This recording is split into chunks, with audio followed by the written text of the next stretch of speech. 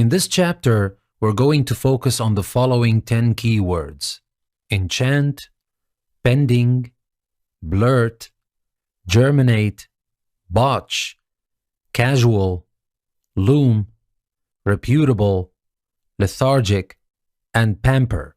Now let's start with the first keyword, enchant. Now if you look at this picture, we can see that it is a beautiful place in nature somewhere, but there are also man-made lights, fountains, and a kind of a lake.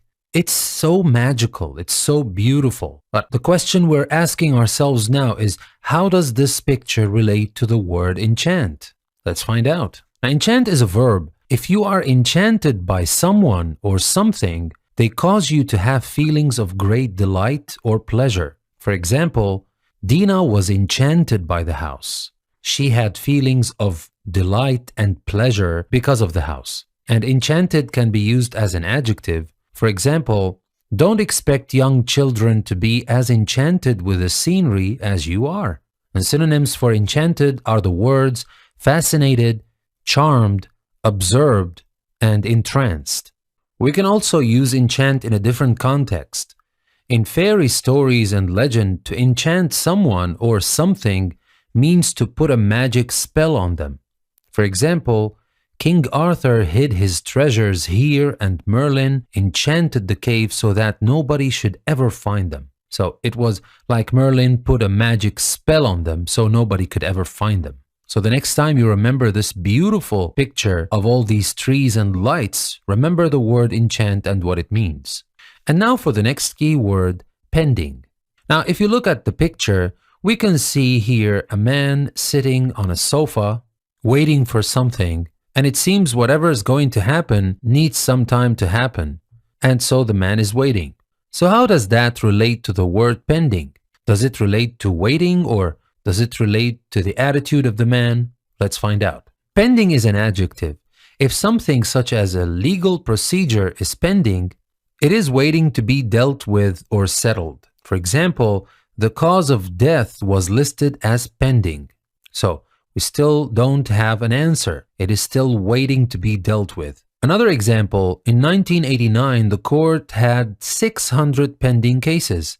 600 cases that were waiting to be dealt with. And synonyms for pending, when it comes in this context, are the words undecided, unsettled, in the balance, or up in the air. But pending can come in a different context as well as a preposition. If something is done pending a future event, it is done until that event happens. For example, a judge has suspended a ban on the magazine pending a full inquiry, waiting for a full inquiry to be conducted.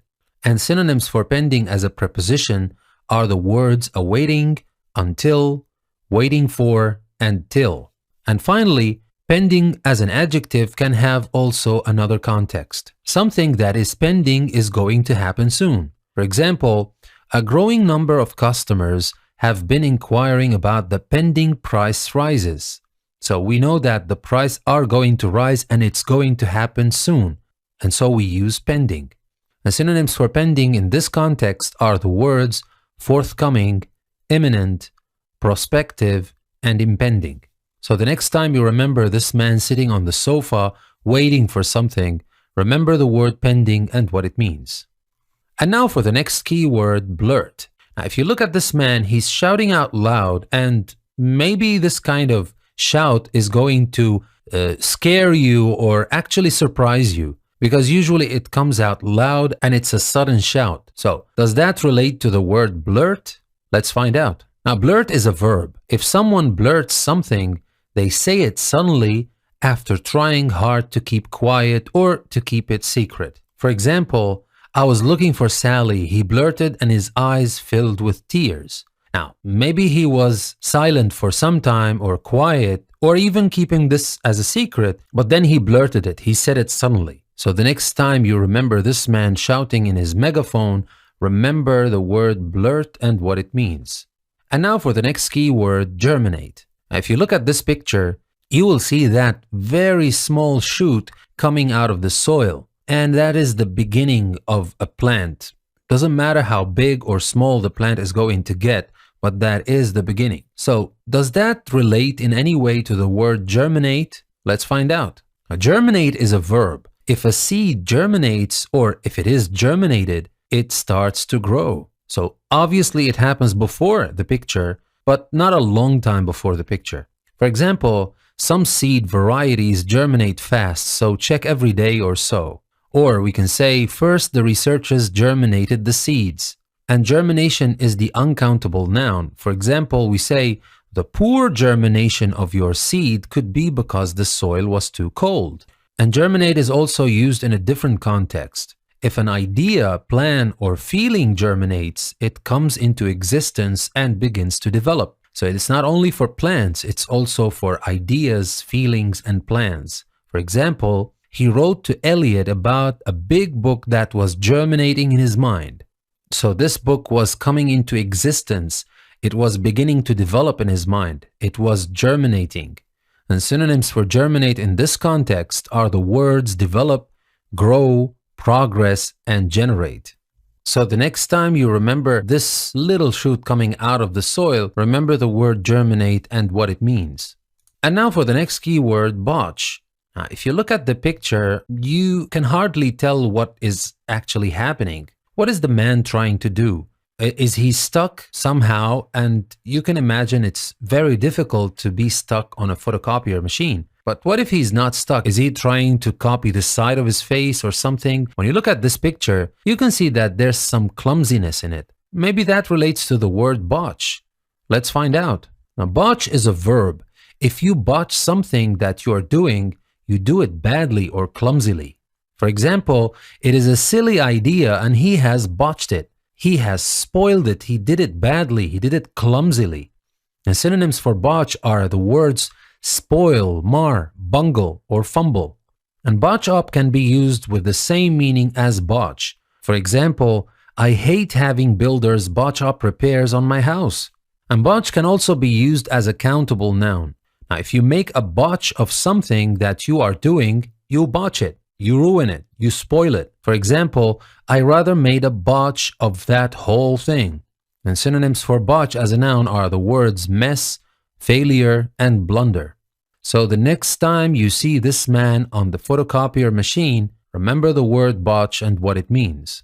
And now for the next keyword, casual. Now when you look at the picture, you see this young lady, and let's focus on the clothes she's wearing. Well, obviously she's not wearing formal clothes. She's wearing clothes that she could wear every day. Can we call that kind of clothes casual? Maybe that is the common use and what everybody knows about the word casual. But there is more to the word casual than only clothes, so let's find out. Now, casual is an adjective. If you are casual, you are, or you pretend to be, relaxed and not very concerned about what is happening or what you're doing. So it is not exactly clothes, or not always about clothes. It's about how easygoing you are, or how careless or indifferent you are.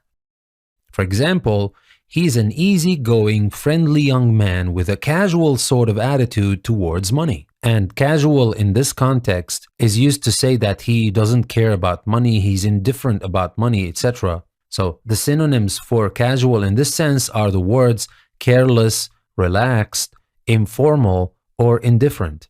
And we can use casually as an adverb. For example, we say, no need to hurry, Ben said casually. Or we can use casualness as an uncountable noun. For example, Belden asked the question with studied casualness. And casual can be used in a different context as well. A casual event or situation happens by chance or without planning. For example, what you mean as a casual remark could be misinterpreted. And here, casual remark means that this remark happened by chance. The remark was not planned. It just happened by chance. It was said by chance. But that's not all about casual. Now, casual can be casual clothes. And casual clothes are ones that you normally wear at home or on holiday and not on formal occasions. Just like the picture we saw. For example, I also bought some casual clothes for the weekend. And synonyms for casual in this context are the words informal, leisure, sporty, or non-dressy. And we can also use casually as an adverb. For example, they were smartly but casually dressed. And finally, we can also use casual to talk about work. A casual work is done for short periods and not on a permanent or regular basis. For example, it became increasingly expensive to hire casual workers. These casual workers are not permanent employees. They are hired only for short periods of time or on a temporary basis. So the next time you remember this picture of this lady wearing her everyday clothes, remember the word casual and what it means. And now for the next keyword, loom. Now if you look at the picture, we can see there is a young lady in the swimming pool and she's coming out of the water. And the picture tells us as if she was in the water for some time and now she emerges out of the water. To look at this, for some it might be interesting, for some it might be frightening. If you haven't noticed the young lady in the water in the first place, it might be frightening, it might be surprising. But our focus here is not on the lady, of course, it's on the word loom. How does that relate to the word loom? Let's find out. Now, loom is a verb. If something looms over you, it appears as a large or unclear shape, often in a frightening way. I wouldn't say the lady was frightening, but it was sudden and it might be frightening because of the surprise. Now, getting back to our word here, let's take a look at this example. Vincent loomed over me, as pale and gray as a tombstone. So Vincent loomed, his shape was large and unclear, and I am kind of insinuating that it was a little bit frightening. And synonyms for loom in this context are the words appear, emerge, hover, and take shape. But that's not all about loom.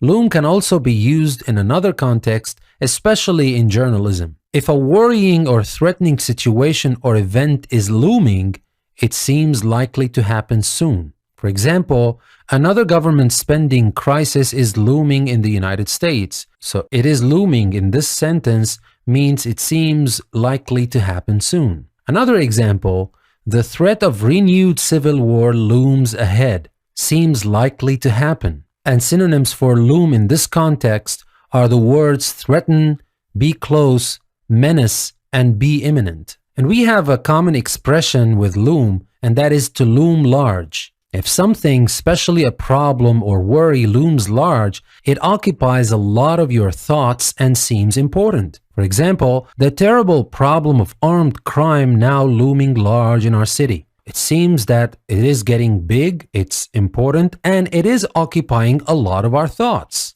So the next time you remember the picture of this young lady coming out or emerging from the swimming pool, remember the word loom and what it means. And now for the next key word, reputable. Now, in this picture, we don't have much to see except for the word bank. And obviously, I didn't include the name of the bank because that's not necessary.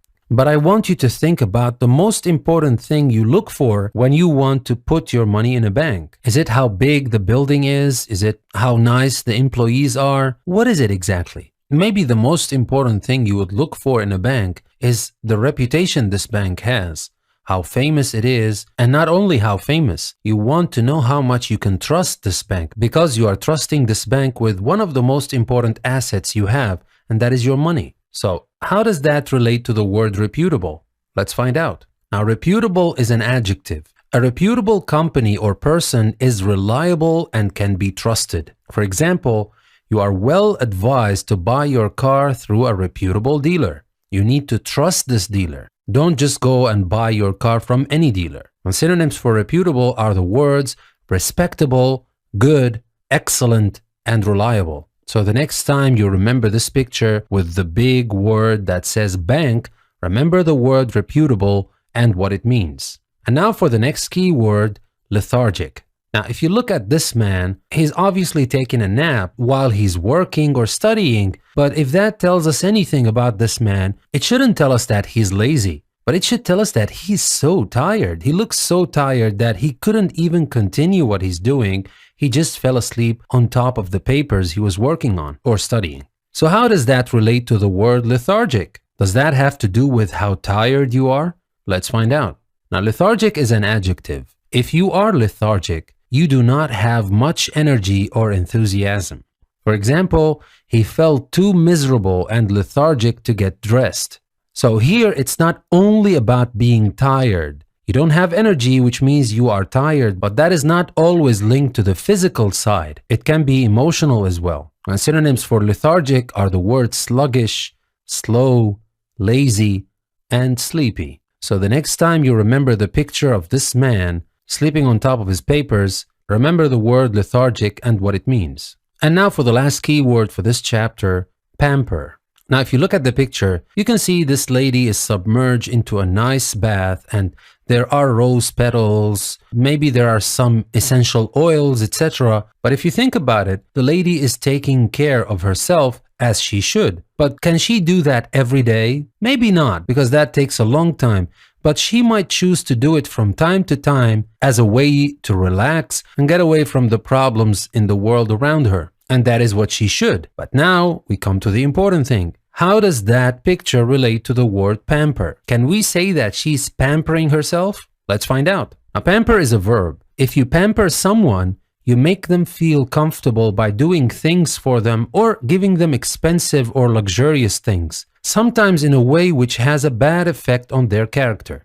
Now, obviously, in the picture, we don't have that. The lady is pampering herself, and that is not spoiling in any way. But pamper as a word can be used for this meaning as well. So you want to be careful because pampering is not always a good idea. For example, the only son had been pampered and spoiled. Well, that might be an issue with only children in some families, that they're usually given whatever they want, they're given expensive things, luxurious things, and that usually has a bad effect on their character, and eventually they are spoiled. But of course, as always, we're not here to judge anybody, we're here to learn the meaning of the word we have here, which is pamper. And synonyms for pamper are the words spoil, indulge, gratify, and baby. The adjective from pamper is pampered. For example, when we say, today's pampered superstars. So the next time you remember the picture of this lady submerged in her beautiful bath, remember the word pamper and what it means. And that's all for this chapter.